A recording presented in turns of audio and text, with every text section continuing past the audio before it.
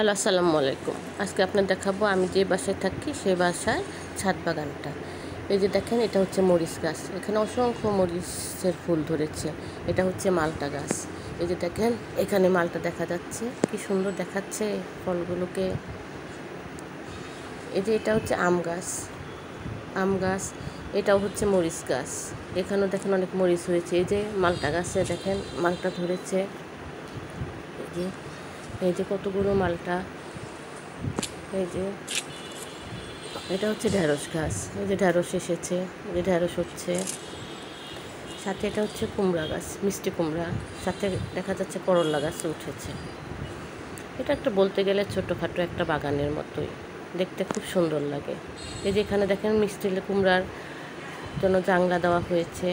জাংলাগুলো দেখতে খুব সুন্দর। ওই যে একটা আম গাছ, আম হয়েছিল, সেগুলো পেড়ে ফেলা হয়েছে।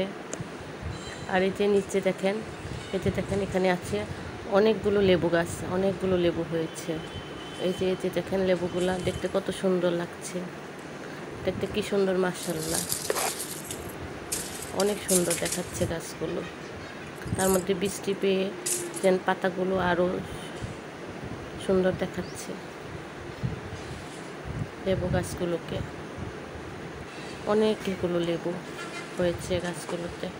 যেখানে আছে আপনার ডাঁটা গাছ, ডাঁটা হয়েছে, অনেকগুলো ডাঁটা হয়েছে। এই যে সাথে আছে একটা পেঁপে গাছ। এই যে পেঁপে ফুল এসেছে, অনেক পেঁপেও হয়েছে। এখন পেঁপেগুলো পেড়ে ফেলেছে, এখন রয়েছে আপনার ফুল হয়েছে। এগুলো ঢেঁড়স গাছ। এখানে ওই যে ঢেঁড়সের ফুল আসছে, কিছু কিছু দু একটাতে ঢেঁড়স হয়েছে।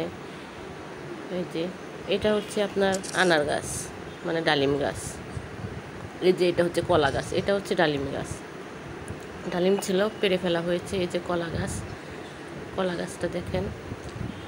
আর এদিকে আছে আপনার অসংখ্য নাম না জানা ফুলের গাছ। যদিও আমি ফুলগুলোর নাম জানি না, যদি আপনারা জানেন তাহলে আমাকে কমেন্ট করে জানাবেন। দেখেন এই যে কি সুন্দর সুন্দর ছোট ছোট গাছগুলো, দেখতে কত সুন্দর লাগছে। দেখেন কত সুন্দর না? এই যে এটা বেলি ফুল গাছ।